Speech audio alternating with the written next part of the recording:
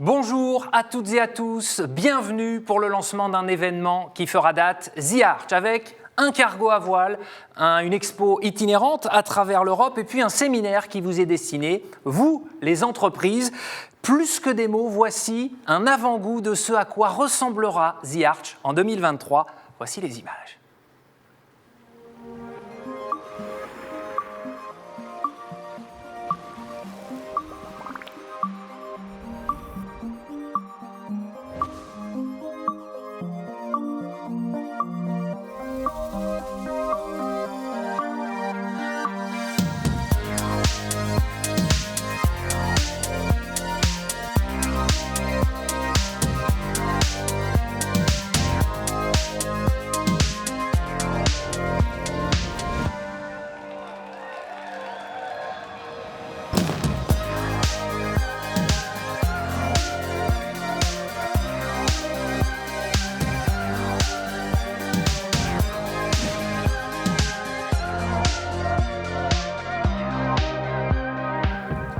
Alors, pourquoi un tel événement? C'est la question qu'on va poser aux organisateurs. À vous, messieurs, Damien Grimont, Yves Gillet, bonjour. Bonjour. Et puis, on va également poser cette question à celui qui est votre ambassadeur, l'ambassadeur du projet The Arch, de l'événement The Arch. Et il est en direct avec nous, on le voit apparaître. Bonjour, François Gabard. Bonjour Maxime, bonjour à tous. Alors François, expliquez-nous pourquoi vous engagez, vous, en tant qu'homme, en tant que chef d'entreprise à mission également. Parce que là, c'est un événement à mission quelque part. La mission, elle est très claire, vous l'avez vu, c'est accélérer la transition écologique. Et j'ai eu la chance, il y a quelques années, de vivre The Bridge avec cette même équipe d'organisation, de voir toute l'énergie qu'on pouvait générer pour un événement. Et de vivre une émotion assez extraordinaire, une émotion que j'ai pu vivre moi sur l'eau, mais en fait qui a été partagée avec beaucoup de personnes. Et je suis convaincu que face à ce grand défi qui est face à nous, pour arriver à être plus efficace, le côté événementiel, c'est-à-dire se rassembler, malheureusement ce qu'on n'a pas pu beaucoup faire ces dernières années, mais se rassembler, vivre ensemble une émotion dans la volonté d'agir, c'est quelque chose qui peut être très efficace et il faut absolument le faire. C'est pour ça que je soutiens ce projet et auquel j'y crois beaucoup. Je pense qu'il y a... De toute façon, toutes les bonnes initiatives sont bonnes à prendre et celle-là, c'est une grande initiative qui peut aller très loin. D'où ce rôle d'ambassadeur, vous avez accepté tout de suite, c'est pour ça, même si ça va au-delà. Ouais, il y a plein de sujets qui me concernent sur ce projet. Et si je peux aider à lui donner de la visibilité, si je peux aider à faire en sorte que ce projet puisse avancer plus vite pour que la transition se fasse plus rapidement, eh ben j'en suis ravi. François Gabard, évidemment, vous restez avec nous. Yves Gillet, pourquoi The Arch ? Alors François vient de l'évoquer, effectivement, en 2017, avec la même équipe, nous organisions The Bridge. Donc, dans le cadre de la commémoration du centenaire du débarquement des Américains à Saint-Nazaire. Et c'est un événement qui a rassemblé à peu près 1 million de personnes à terre et puis 2000 personnes à bord du Queen Mary 2 lors de la traversée entre Saint-Nazaire et New York. Beaucoup d'émotions, comme l'a dit François, mais aussi beaucoup de réflexions, puisque nous avions organisé un séminaire à bord, à huis clos, pendant 5 jours. Et le thème, c'était « Entreprendre dans le monde de demain ». Donc, entreprendre dans le monde de demain, on l'avait décliné en 4 chapitres. La transition écologique, déjà, la transformation digitale, la géopolitique et puis le facteur humain, le rapport à soi, le rapport aux autres. Donc là, ce sera The Bridge 2 ? Non, ce sera bien plus que cela. On va essayer de garder l'émotion, bien sûr, mais on veut aller au-delà au niveau de l'ambition, au-delà au niveau de la raison d'être, et puis du format qui va être également différent. Et on veut passer à l'action, c'est-à-dire de la réflexion, passer à l'action sur 2 thèmes, à la fois la transition écologique, on vient de le dire, mais aussi l'Europe. D'où le format qui a été présenté au niveau du teaser. Et on a pensé qu'il était important que les entreprises s'engagent fortement. Elles s'y sont confrontées au niveau de ce changement climatique, donc à la fois dans leur business model, à la fois dans la réponse à leurs clients, mais aussi pour être attractives auprès des collaborateurs. Aujourd'hui, beaucoup de nos entreprises ont un peu de mal à recruter. Les collaborateurs sont en quête de sens. Il est important qu'on s'engage dans cette démarche. Et donc, on veut rajouter 2 dimensions, l'ouverture, donc l'ouverture à tous les publics, à toutes les générations, et puis l'action, comme je l'indiquais, donc au niveau de la transition, par l'accélération de la transition écologique. Et si vous avez des questions au sujet de cet événement qui fera date, on le rappelle, on le répète, vous n'hésitez pas à les poser sur le chat qui s'affiche sur la droite de votre écran. On y répondra, messieurs, évidemment, Damien et Yves, au cours de cette émission. On sait donc pourquoi, vous savez pourquoi cet événement va se tenir et le sens que vous voulez y apporter, mais on a envie de savoir à quoi ça va ressembler. Damien Grimont, ça va être quoi, The Arch ? Vous l'avez compris avec le teaser, c'est vraiment l'ambition de faire un tour de l'Europe de 100 solutions européennes qu'on va embarquer à bord d'un cargo à voile dans une grande exposition itinérante dans toute l'Europe, dans une dizaine de villes escales. En fait, à chaque escale, l'exposition, on pourra la visiter même à bord du cargo et on pourra également la visiter sur les quais où elle sera déployée. Donc ce seront en fait l'occasion aussi de faire un certain nombre d'événements, des événements sportifs, nautiques, culturels, toujours en lien avec l'urgence climatique, et aussi dans la volonté de faire participer les villes locales, rencontrer les entreprises et mettre en valeur justement toutes ces initiatives dans chaque territoire. Donc le rendez-vous de cet événement, le grand rendez-vous, c'est un départ fin mai 2023 de Nantes. Il faut imaginer que là, ce sera la première, on dévoilera cette grande exposition de solutions pour la planète. Et puis il y aura une grande parade de descente de la Loire, un petit peu comme on l'avait fait sur The Bridge. Et puis un grand départ de Saint-Nazaire pour ce tour de l'Europe. Avec un périple d'un mois et l'arrivée le 7 juillet à Barcelone. C'est ça l'idée. Les entreprises, comment vont-elles s'impliquer, Damien Grimont ? Alors, l'originalité de ce projet, c'est que vous, entreprises, vous allez pouvoir vraiment embarquer avec nous. Donc, c'est quand même fabuleux, mais évidemment pas sur le Tour de l'Europe, il n'y aurait pas le temps. Donc, sur l'étape finale, l'ultime étape de ce Tour de l'Europe, entre Gênes et Barcelone. En fait, vous allez pouvoir embarquer dans un grand forum entrepreneurial où vous allez pouvoir évidemment échanger, vous allez pouvoir participer et travailler aussi sur vos propres transformations. Et ce qui est intéressant, c'est que vous avez bien noté qu'on ne pourrait pas tous monter sur le cargo à voile. Donc, il va transporter, lui, les solutions. Et donc, on va avoir la chance de pouvoir faire ce forum sur un paquebot très innovant, un paquebot qui est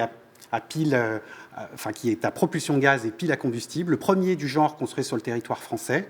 Et donc, c'est à bord de ce paquebot, dans une croisière au plus faible impact possible, Yves y reviendra plus tard, qu'on va vous proposer cet événement. C'est vraiment un lieu idéal où il y a tous les outils de communication, pouvoir mettre 2000 dirigeants, rencontrer les 100 porteurs de projets et de solutions. Le nom de ce paquebot ? Alors, le paquebot, il a le bon goût de s'appeler Europa, donc on était obligé de faire un événement autour de l'Europe. Donc, c'est un pont à travers l'Europe, c'est pour ça que vous l'appelez The Arch. Voilà, alors, je crois que The Arch, c'est effectivement cette notion qui relie les hommes.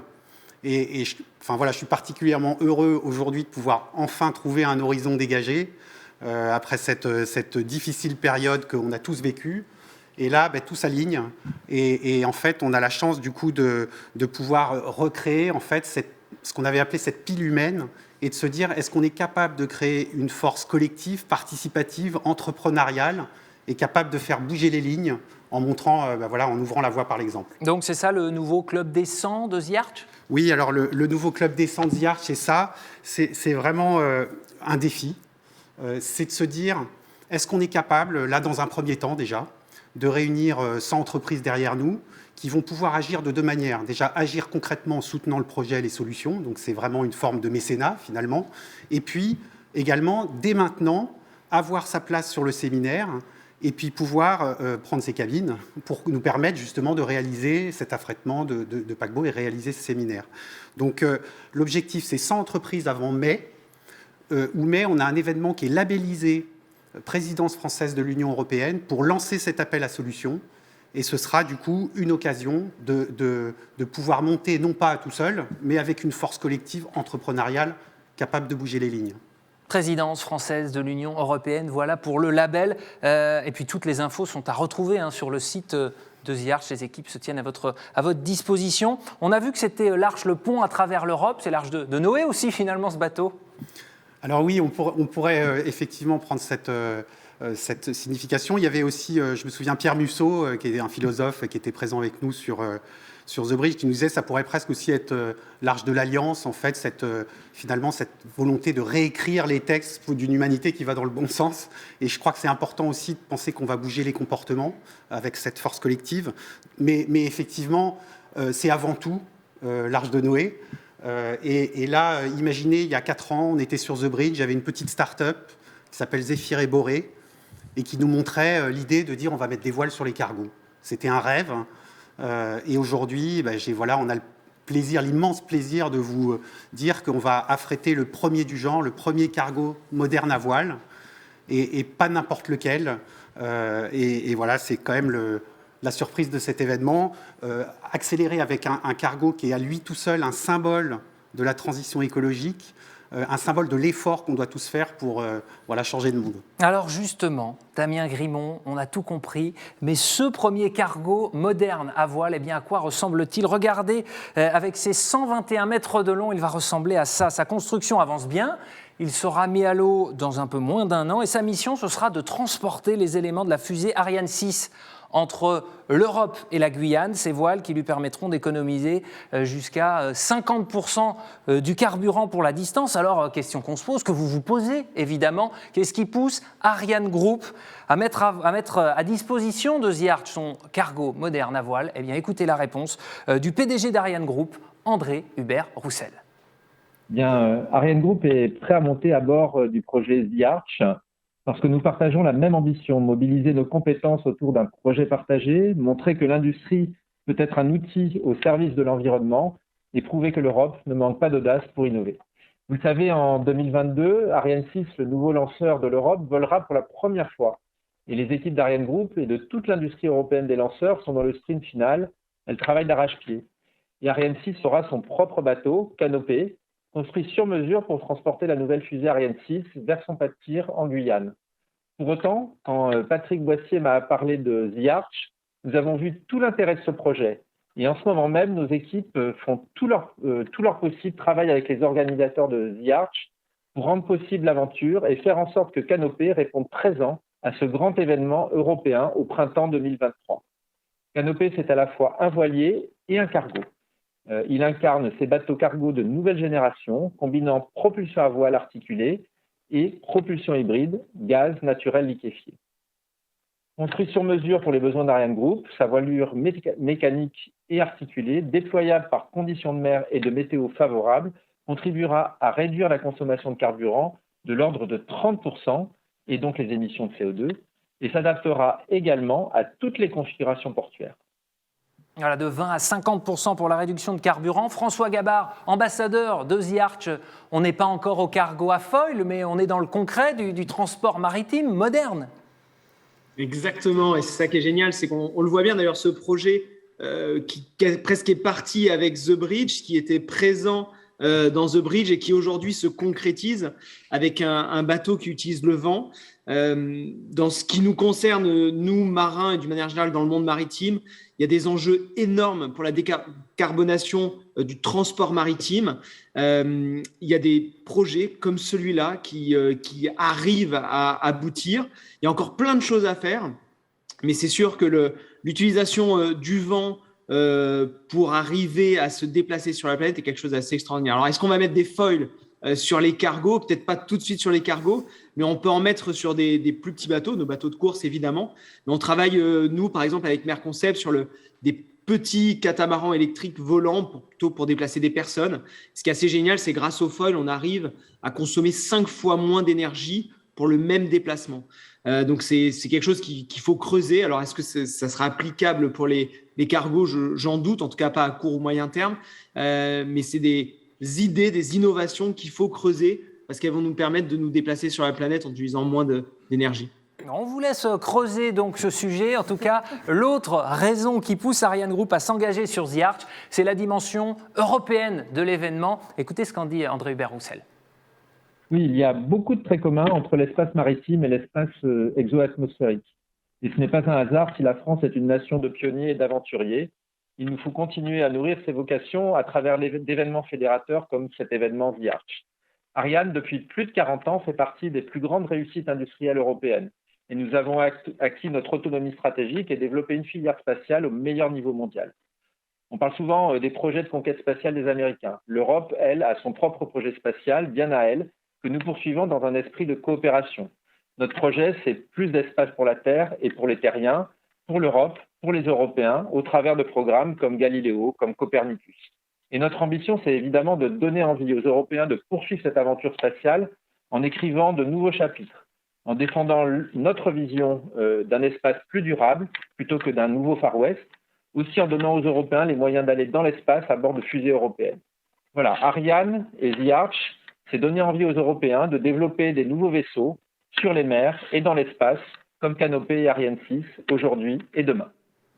Canopée, le premier cargo moderne à voile, en vedette donc de The Arch et qui ne voyagera pas à vide autour de l'Europe. Qu'est-ce qu'il y aura à l'intérieur ? Eh bien, 100 solutions pour la planète. C'est pour ça que Jean-François Balducchi, délégué général d'Atlampol, nous a rejoint. Marie Gabory également, Tuvalu, on parlera d'impact. Mais d'abord, Yves Gillet, on parle de solutions concrètes embarquées dans des domaines déjà définis. Oui, alors nous avons donc retenu 5 domaines pour ces 100 solutions. Le premier qui concerne l'alimentation et la santé, le deuxième l'habitat et la ville, le troisième la mobilité, le quatrième l'énergie et le cinquième l'industrie et le digital. L'industrie, on vient de le voir à l'instant. Voilà, donc l'idée, en fait, c'est de pouvoir s'appuyer sur des professionnels, parce que des appels à projets, des appels à solutions, il y en a concernant la transition écologique, il y en a beaucoup, et c'est tant mieux. Nous avons voulu avoir une spécificité, en nous appuyant sur des professionnels, à la fois pour le sourcing, pour la promotion et pour l'accompagnement ensuite. Donc au niveau de la promotion, Damien l'a dit tout à l'heure, ces solutions embarquées sur Canopée, qui vont faire le tour de l'Europe, on leur donnera donc une vraie visibilité. Bien sûr, on utilisera également les réseaux sociaux.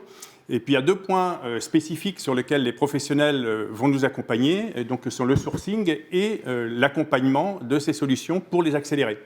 Et donc là, on s'appuiera sur 2 réseaux, le réseau EBN, donc European Business Network, et le réseau IASP, donc International Association of Science Park.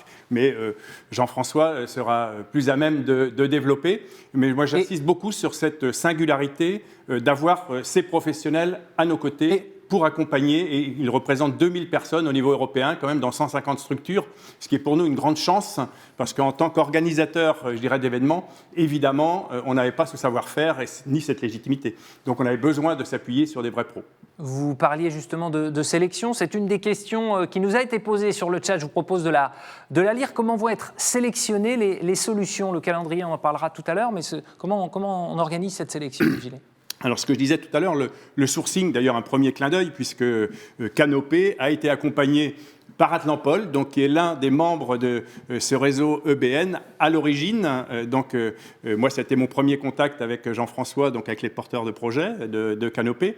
Je dirais que ça va se passer de la même manière, c'est qu'on va déjà aller sourcer par les connaissances qu'ont ces réseaux les différents projets, et on va ouvrir également un appel à projets, donc ceux qui ne sont pas encore identifiés pourront postuler, bien évidemment.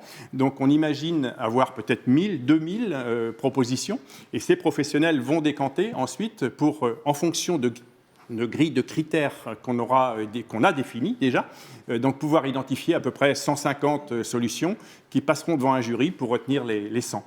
Alors ces réseaux que vous évoquez, ils sont 2 réseaux EBN et réseau IASP. On vous parlait de la dimension européenne donc, de cet événement, The Arch. La preuve, puisque nous sommes en direct d'Italie d'abord, la région de Bergame. Avec vous, en visio, Salvatore Majorana, président d'IASP, Association internationale des centres scientifiques des zones d'innovation. Let's talk in English. Salvatore, what is your network? Can you introduce it? Good evening, Maxime. Thank you very much. The International Association of Science Parks gathers science parks in areas of innovation across the world. 77 countries and 350 members represent globally the reach of more than 115,000 companies, startups, research institutions, and universities. In Europe, how many members? We can read it. The members we gather in Europe is 144 across 31 countries. And tell me when I need to stop for translation that I understand you will be going for in French. And the contribution that we would like to provide to the Arch, which is a fantastic program, is to source on the capabilities and to do our daily job, just connecting startups, innovators with the companies and the real world. Donc Salvatore qui nous explique qu'ils ont bien compris, et le réseau IASP, ce travail de sourcing qui va être le leur avec ces plus de 140 pays en Europe. Quelle était votre réaction quand on vous a présenté, Salvatore, le projet The Arch? What was your reaction when you were introduced to The Arch? I was very excited. It actually collects the real spirit of our daily job, to be able to create networks across the world. In this case, to leverage Europe and Europe's capabilities would be a fantastic chance to prove how innovative and capable would be our communities. And moreover, the idea that this innovation would travel across countries is indeed a fantastic chance to have a look and to experience directly what Europe can make. And therefore, it would be a great chance for us and we will put our best in it. Thanks, Salvatore. La chance de montrer que l'Europe est capable d'œuvrer en faveur de la transition écologique. Jean-François Balducchi, vous avez présidé d'ailleurs ce réseau IASP et EBN. Vous êtes délégué général d'Atlampol, on l'a dit. Le but, c'est d'avoir le meilleur maillage possible? Oui, parce que l'innovation, quand on parle d'innovation, on voit souvent des globales. L'innovation, elle est dans des PME, elle est dans des start-up qui grossissent. Et en fait, c'est une affaire d'écosystème territorial. Et ces deux réseaux maillent parfaitement l'ensemble de l'Europe en termes d'écosystème. Et chacun, comme le dit Salvatore, c'est notre job quotidien de sourcer, de détecter de nouveaux projets. On n'attend pas que les projets viennent. On sensibilise, on travaille avec les universités, avec les centres de recherche, avec des partenaires privés, publics, pour faire émerger de nouveaux projets dans les 5 domaines qu'a cité Yves. Et ce travail, c'est vraiment un travail d'écosystème. Alors le fait de mailler tous ces écosystèmes avec les deux réseaux, je pense que ça nous garantit les meilleures chances de succès en termes de qualité de sourcing.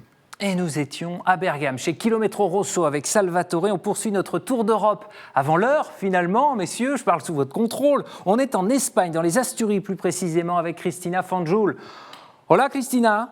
Bonjour à vous. Et même chose, même question que pour Salvatore. Finalement, comment pourriez-vous nous présenter votre réseau? Can you introduce us, your network? Well, thank you so much for the invitation.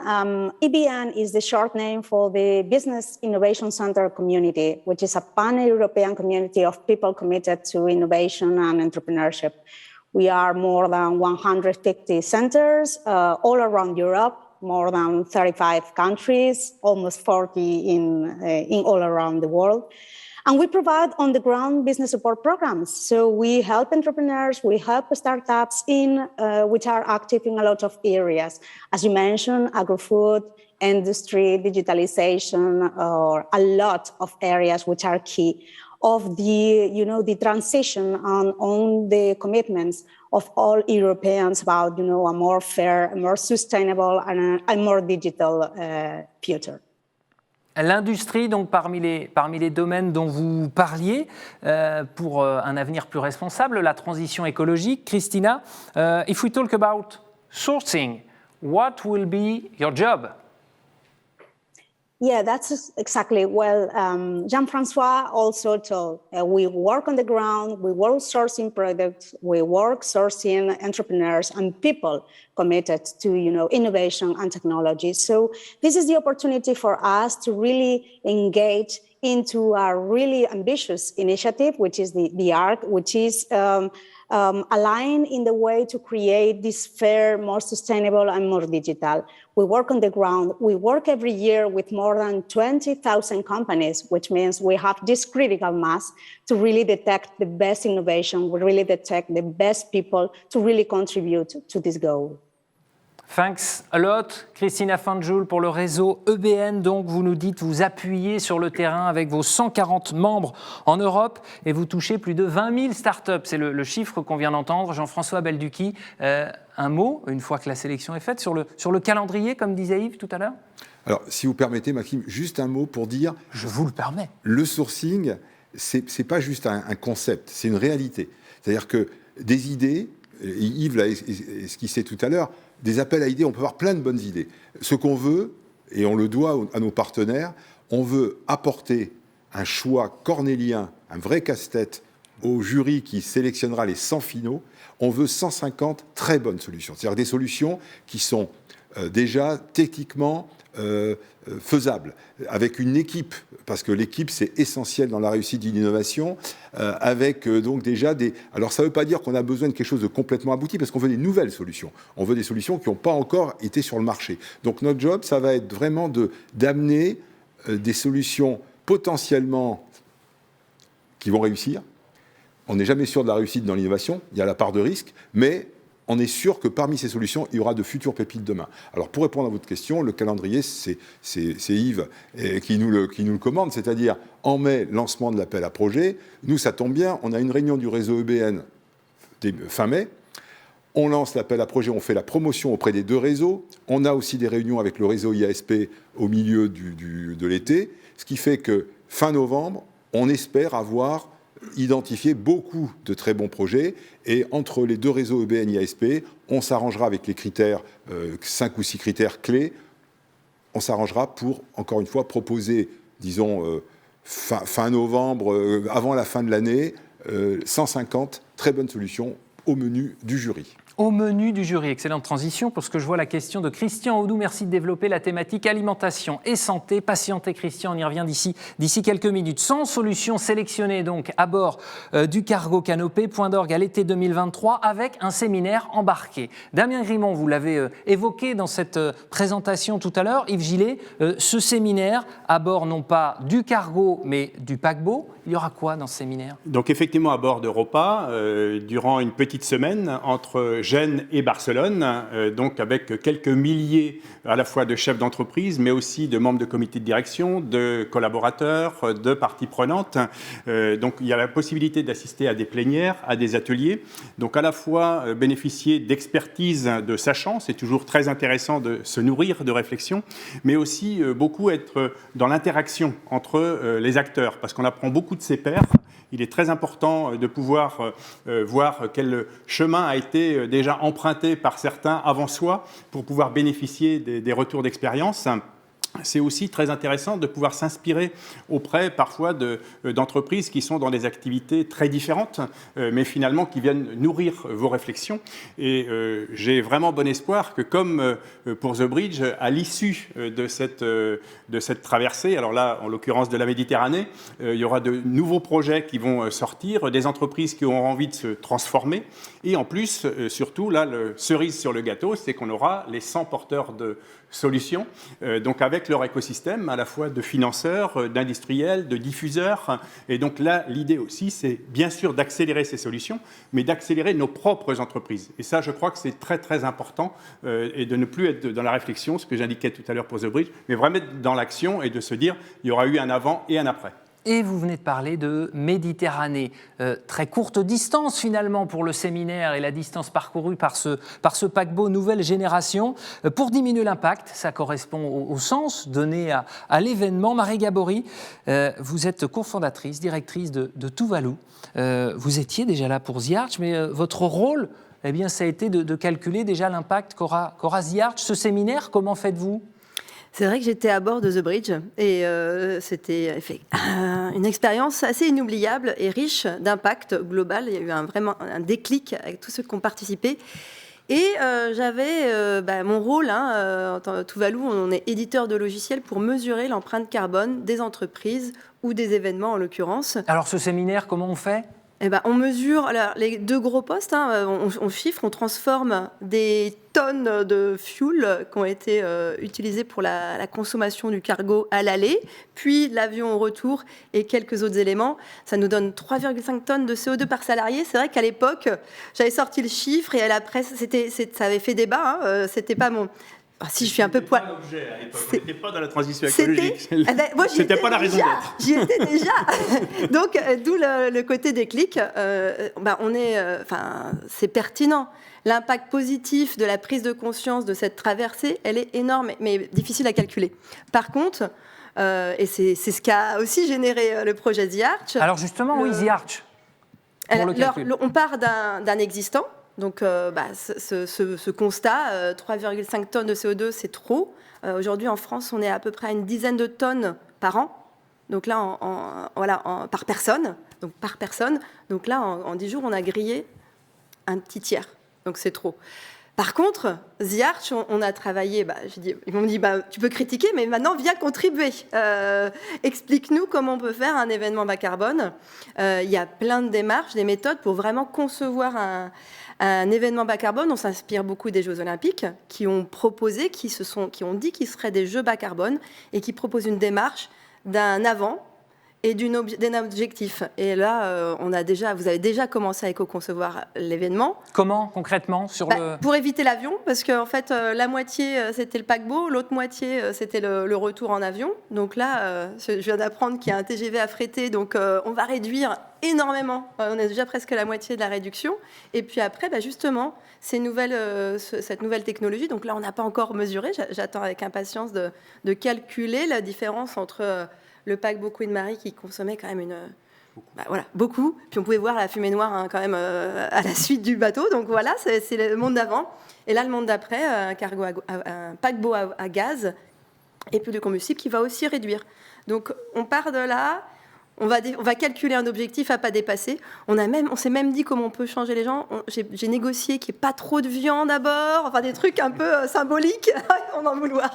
Mais voilà, des choses qui font des déclics pour vraiment concevoir un événement bas carbone. Et un impact important, souvent, c'est la vitesse qui est utilisée. Et là, comme on n'a pas une grande distance à faire et qu'on veut quand même faire un séminaire qui tienne presque une semaine, on ira tout doucement, donc on consommera d'autant moins. Ouais. Et dans la mesure de l'impact, si je peux ajouter, il y a aussi la production intellectuelle qui va se passer à bord.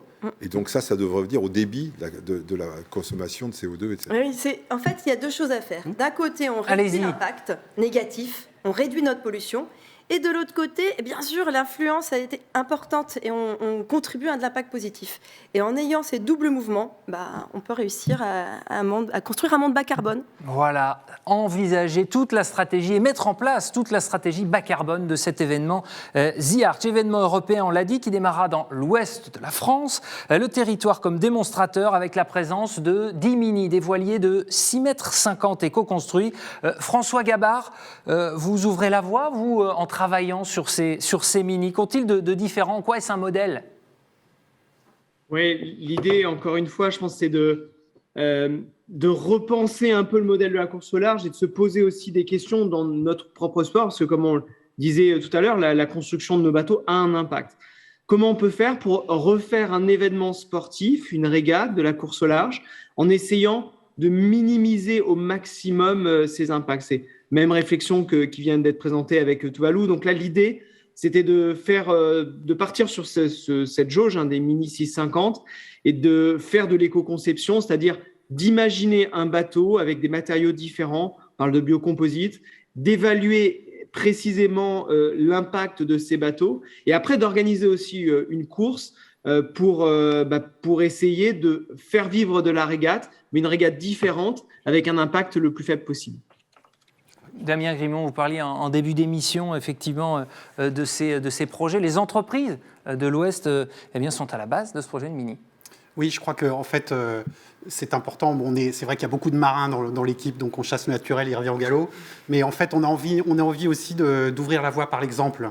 Et là, j'ai trouvé qu'associer notre ambassadeur, qui est François, qui fait ce qu'il y a de mieux sur l'eau, on va dire, à la fois en termes de construction et de performance. Avec Merconcept. Voilà, avec Merconcept et son entreprise à mission, qui est engagée clairement avec nous sur justement l'aspect transition écologique, d'imaginer la série de demain de course au large et pouvoir se dire qu'un jour, peut-être, on pourra aussi construire les grands bateaux de cette façon-là. C'est très intéressant.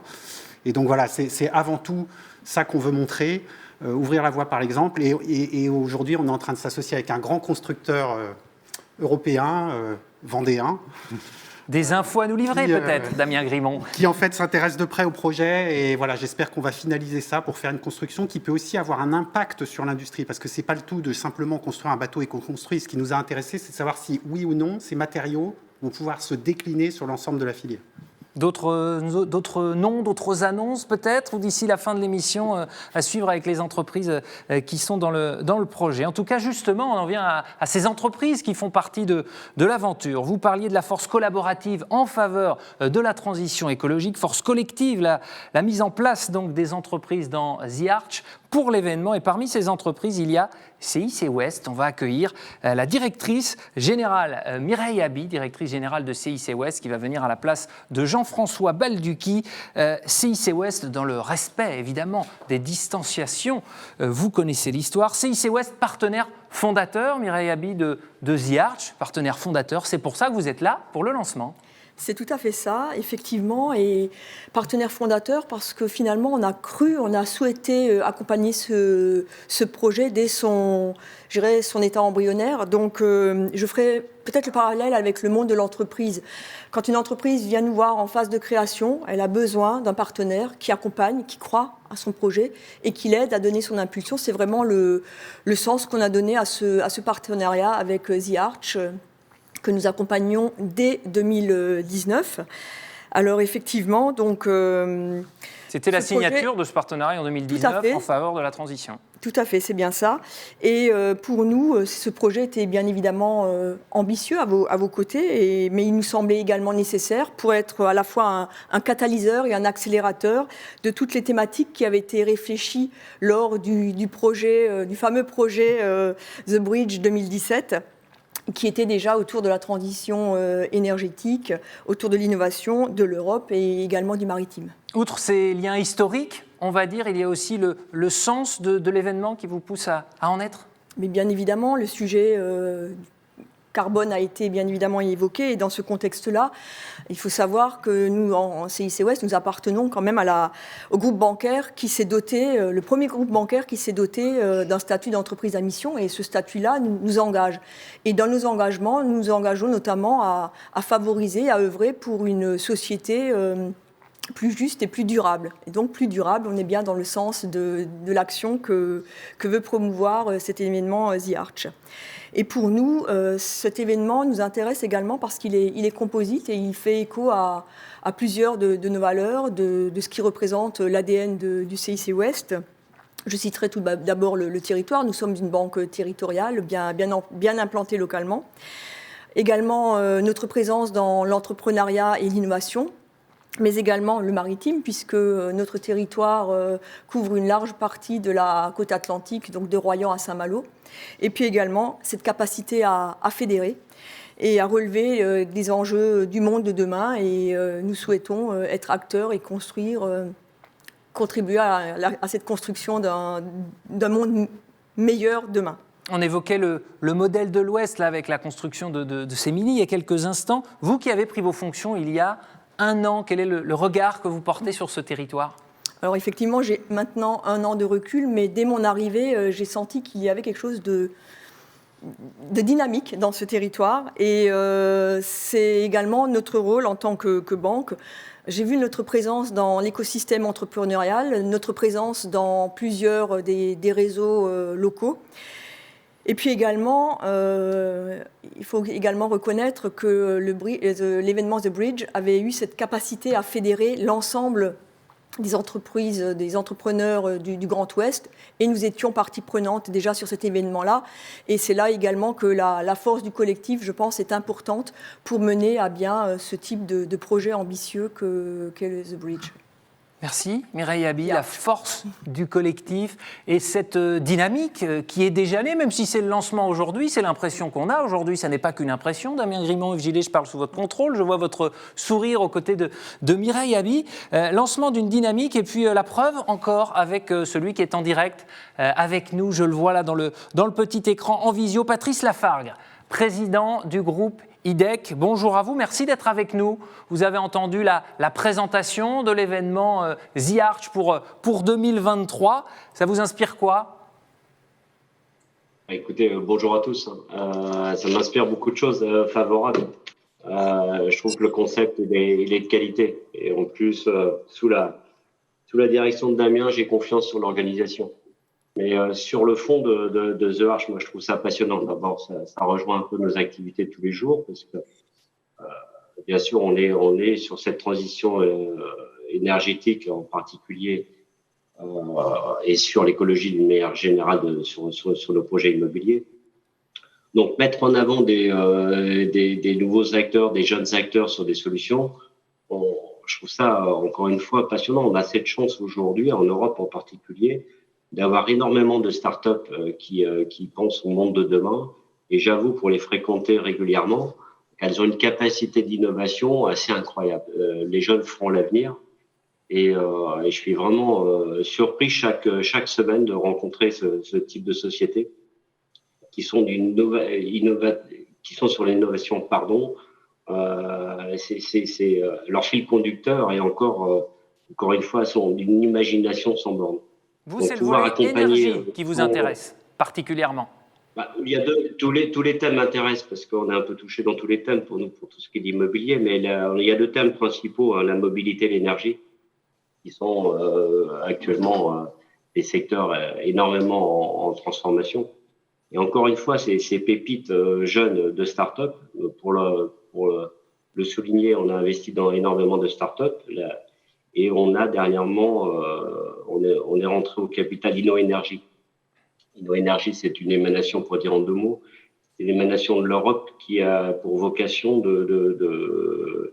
d'accompagner le développement des startups. Aujourd'hui, InnoEnergy, c'est 530 sociétés, c'est une capacité de 120 milliards d'euros d'investissement sur des modèles industriels liés à l'environnement.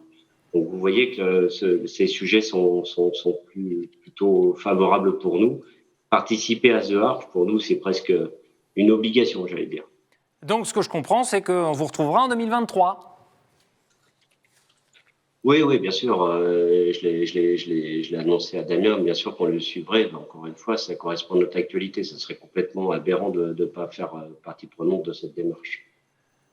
Merci Patrice Lafargue. D'ailleurs, en complément, on espère pouvoir présenter quelques acteurs qui pourraient prétendre à participer au niveau des jeunes. Eh bien, je vous laisse prendre contact, donc, avec Damien Grimont et Yves Gillet d'ici 2023, bien avant même, messieurs. Même mai 2022, au lancement, ce sera très bienvenu également, bien sûr. Merci à vous, Patrice Lafargue, président du groupe IDEC, pour ce témoignage, l'appui des entreprises, Yves Gillet, et puis des réseaux également sur lesquels vous comptez vous appuyer. Oui, alors effectivement, pour The Bridge, on avait un petit peu en clin d'œil au centenaire du débarquement des Américains, créé un club, le club des 100. Les 100 entreprises qui étaient les 100 premières, mais après qui sont passées à 200, puis 250. Donc là, il y a eu l'idée, bien sûr, de repartir en créant un nouveau club des 100. Donc en prenant une partie, et tous ceux qui voudront bien revenir, je dirais, de The Bridge, et ils ont l'air d'être très nombreux, mais aussi d'ouvrir, notamment au réseau, donc à tous les réseaux régionaux. Donc Mireille Haby en a parlé tout à l'heure, qui sont très actifs sur la région Ouest. Donc dirigeants responsables de l'Ouest, Rupture, APM, CJD, Réseau Entreprendre Atlantique et les autres réseaux Entreprendre d'ailleurs de la région. Donc on va commencer par eux parce que nous, en termes d'énergie, ça nous permet rapidement de cibler des entrepreneurs engagés. Or, tous ces mouvements sont aujourd'hui très engagés sur vraiment le côté opérationnel de la transition écologique et d'aller vers une économie décarbonée. Donc ça, c'est le premier stade. Ensuite, évidemment, ce sera à l'échelle nationale, et notamment à partir du lancement officiel, donc au mois de mai à Paris. Et puis, bien sûr, dans les 10 villes étapes, d'aller rechercher des partenaires européens, puisque c'est un projet qui se veut résolument européen. l'importance des réseaux et une autre entreprise, ou en tout cas un autre témoignage enthousiaste, plus qu'enthousiaste en faveur de cet événement The Arch et à l'idée de se projeter sur 2023, c'est celui de Bruno Hugues Delarose, PDG d'Idea Group. Écoutez. Chacun d'entre nous est confronté à cette question vraiment existentielle. Quel monde veut-on laisser à nos enfants et comment peut-on agir en tant que chef d'entreprise? On a des idées bien sûr, mais souvent partielles, approximatives. Et ce qui est extraordinaire avec le projet The Arch, c'est justement qu'on se prépare à réfléchir tous ensemble à ce qui va changer le monde de demain. Le logement, l'habitation, bien évidemment, les aspects aussi alimentation, les aspects transport, la vie en commun, les nouveaux usages. Et ce qui était possible en réflexion que nous avons les uns les autres va être encore plus extraordinaire si on partage ça sur un bateau, ce qui est prévu, un peu comme on l'avait fait avec le bridge, et puis surtout en visitant ce qui est en train de se faire sur les startups dans les différents pays d'Europe. Puisque bien sûr, il faut avoir une dimension européenne à ce sujet. Et ce qu'on propose justement, c'est ça, c'est de vous associer. Alors vous associer comment? D'abord, il faut financer The Arch. C'est un projet ambitieux, tout à fait faisable. Mais surtout, il faut y associer des gens qui chez vous seront importants dans l'espace de décision. Les comités de direction, les conseils d'administration, les comités stratégiques, vos collaborateurs, des clients. Des gens qui vont justement se dire, mais finalement, on a appris sur l'avenir, on peut améliorer ce monde. Et c'est ce qu'on vous propose de faire. Vous associer à cette démarche, en faire un temps particulièrement fort pour partager avec vos collaborateurs et vos proches ce qui va se passer demain et être acteur en découvrant ce que font des nouvelles startups, des nouvelles entreprises. Venez avec nous, engagez-vous pour soutenir The Arch et nous aurons des moments assez fantastiques. Ça, j'en suis sûr. Et je pense, messieurs, que vous en êtes sûrs également, Myriabi, j'en suis sûr aussi. Bonjour, quels sont les critères pour contribuer au séminaire? On a parlé des questions qui remontent là petit à petit. Question de Cathy Masson, Damien, Yves Gillet. Oui, alors effectivement, le séminaire, comme je disais, on aura à la fois des experts. Donc si quelqu'un a une expertise à délivrer, c'est de revenir vers nous. Donc on l'a cité, hein, il y a le site internet, mais également, je pense que nos coordonnées seront laissées. Mais après, il n'y a pas que des experts. C'est-à-dire que des personnes qui ont envie effectivement d'être dans l'animation d'une réflexion particulière sur un thème donné, il ne faut absolument pas qu'elles hésitent à nous le proposer ou en tant que participants, bien sûr. Damien, pour compléter? Oui, je dirais il y a aussi la participation au séminaire en tant qu'entreprise. Donc en fait, comme je vous le disais, il y a cette espèce de force collective qu'on veut créer d'abord de 100 entreprises, mais on ne veut pas s'arrêter là. On en avait 280 sur The Bridge, donc là on espère avec l'Europe en avoir beaucoup plus. Mais en fait, ce qui est important, c'est de dire qu'on peut, chacun à son niveau, s'engager dans ce projet.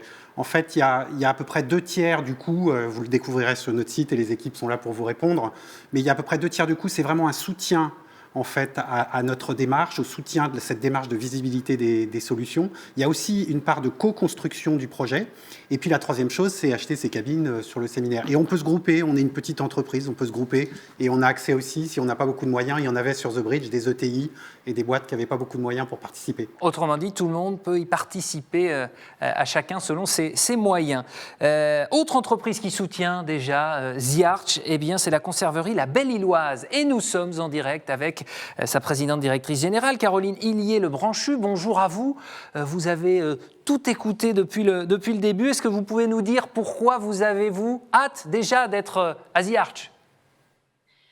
Déjà, j'ai hâte de découvrir les solutions qui seront sélectionnées parce que pour nous, c'est l'opportunité de nouvelles idées, ça a été dit, de nouvelles opportunités, peut-être des solutions qui vont nous permettre de résoudre des difficultés liées à l'environnement que nous avons, d'apporter des nouveaux services à nos clients, à nos collaborateurs.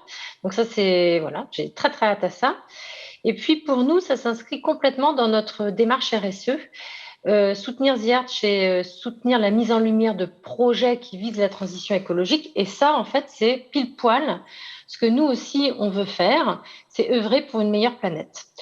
Et puis enfin, The Arch, c'est une superbe histoire à raconter en interne pour nos collaborateurs, pour nos clients, et c'est ultra mobilisateur. Voilà. Ultra mobilisateur en interne, vous aviez fait The Bridge, ça avait fait naître quoi comme sentiment chez vous? Et surtout, ça s'est traduit comment après au sein de votre entreprise? Alors The Bridge, c'est vraiment un électrochoc. Non pas qu'avant, moi personnellement, j'avais pas conscience de ce qui se passait autour de nous, sur notre planète, mais quand même, il y a un avant, ça a été dit aussi, un avant, un après. Tout d'un coup, il était urgent de faire autrement. Moi, en particulier en tant que chef d'entreprise, j'avais quelque part soudainement la responsabilité immense d'utiliser mon entreprise comme effet de levier pour faire plus grand. Donc clairement, nous, ça a eu un effet accélérateur dans nos ambitions, dans notre démarche. Depuis toujours, je pense qu'on agit correctement, on est respectueux des saisons, des hommes, de notre environnement. Mais malgré tout, on a un impact. On fabrique des produits, on prélève de la ressource, on consomme de l'énergie. Bien sûr, c'est pour donner à manger aux gens, mais voilà, pour autant, on peut faire mieux. Et vous avez agi beaucoup déjà mieux. Voilà, Comment on peut vraiment. Et on a agi, donc on a réfléchi. On a fait un état des lieux suite à The Bridge. On a identifié des premières pistes d'action et on a formalisé une démarche RSE qui aujourd'hui se situe clairement au cœur de notre stratégie. Et d'ailleurs, ça fait tout simplement partie de la mission de l'entreprise. Notre démarche articule autour de 4 piliers, mais que je ne vais pas détailler ici.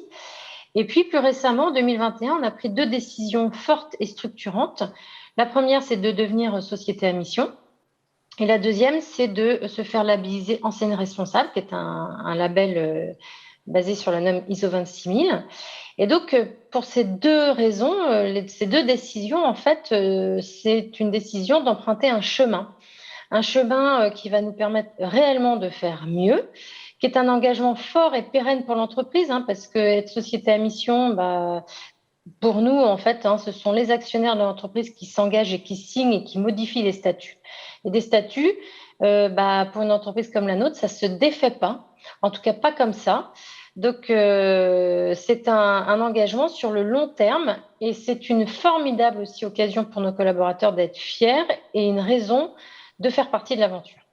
Merci Caroline Hillier-Lebranchu pour votre témoignage, donc PDG de Label Illoise. Lui n'avait pas participé à The Bridge, c'est un regret, je crois d'ailleurs. Philippe Oléron, ici en plateau, vous êtes le PDG de Sigma, spécialisé entre autres dans l'édition de logiciels informatiques, l'infogérance. Qu'est-ce que vous venez chercher sur The Arch? Même question. Alors effectivement, nous on vient chercher la différence, on vient chercher une autre façon d'aborder le sujet de la transition écologique et des transitions en général, puisqu'on est aussi engagé dans la démarche RSE depuis très longtemps. Mais là, on a besoin d'un renouveau, de quelque chose de plus important. Et donc, aller chercher la réflexion avec d'autres, se nourrir aussi d'échanges avec d'autres partenaires à cette occasion. La notion de trajectoire est importante pour vous? Alors oui, parce que nous avons un projet d'entreprise. Là, on rentre dans un projet, participer au projet de The Arch. Pour nous, c'est important pour les raisons que je viens d'évoquer.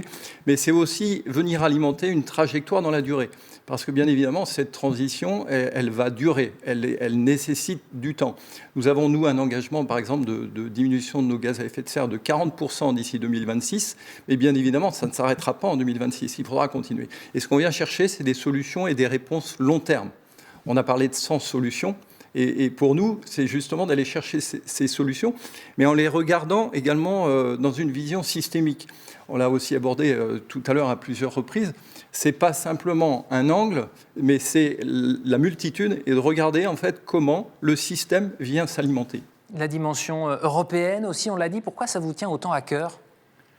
Alors, tout d'abord, parce que moi, je suis un Européen convaincu, mais aussi parce qu'on l'a vu, on est bien plus fort à plusieurs. Et aujourd'hui, croiser et venir nourrir nos réflexions avec les réflexions des autres Européens, ça me paraît essentiel dans un monde qui aujourd'hui est ouvert et puis qui vient proposer d'apporter 100 solutions pour sauver la planète. Il faut qu'on soit nombreux pour le faire.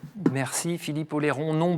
Nombreuses réactions également. Questions sur le chat. Vous êtes nombreuses et nombreux à en poser. On ne pourra peut-être pas répondre à tout, mais il y a même certaines vidéos que nous avons reçues, par exemple, depuis la Mayenne. Les Mayennais qui semblent mobilisés à ce que je lis. C'est le cas de Laurent Léry du réseau APM Mayenne, très emballé par le projet The Arch.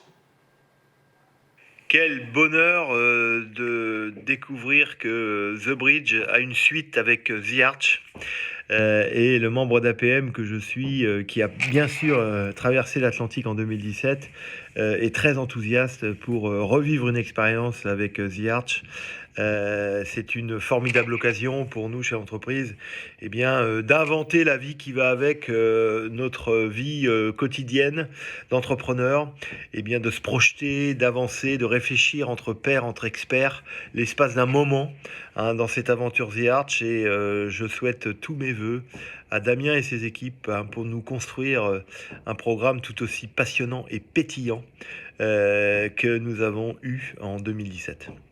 Voilà, pétillant, entre autres, pour le programme de The Arch, que d'engouement, Yves Gillet ?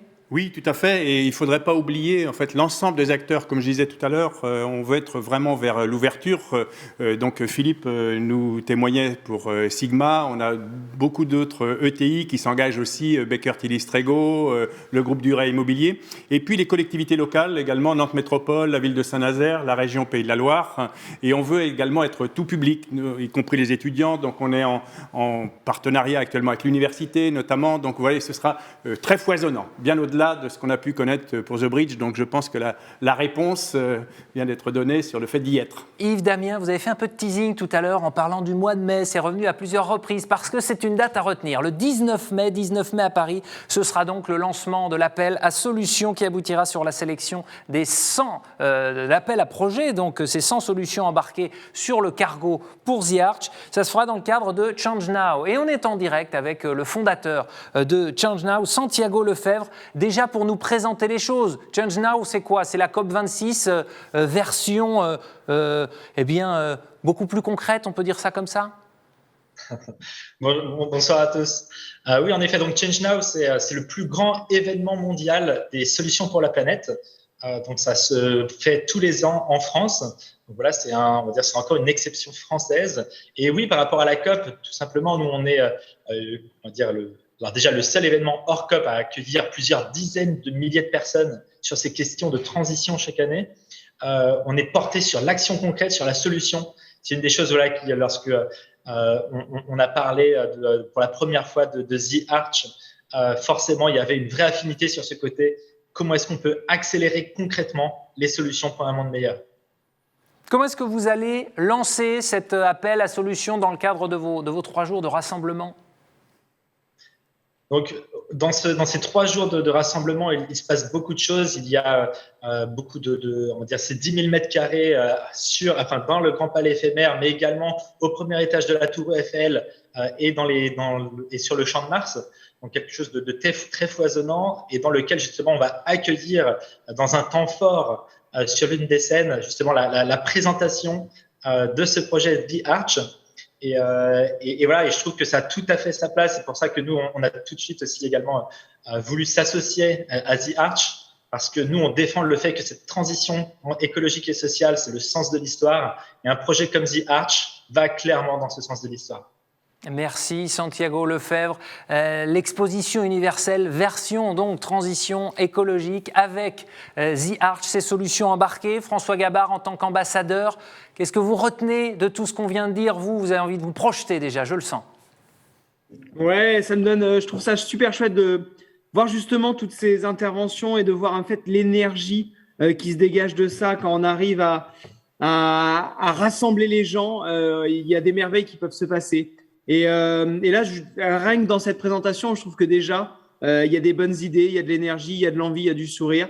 Tout ça, si on arrive à le mettre dans un événement, en ayant un impact le plus faible possible pendant cet événement, on peut espérer que les impacts positifs qui arriveront derrière, ils seront forts et ils changeront le monde. Et embarquons tous ensemble dans ce grand projet. Merci à vous, François, d'avoir interagi avec nous aujourd'hui. Merci beaucoup à vous, toutes et tous, pour vos questions. Les organisateurs y répondront. Alors, vous prenez contact sur le site avec eux, évidemment, le site de l'événement.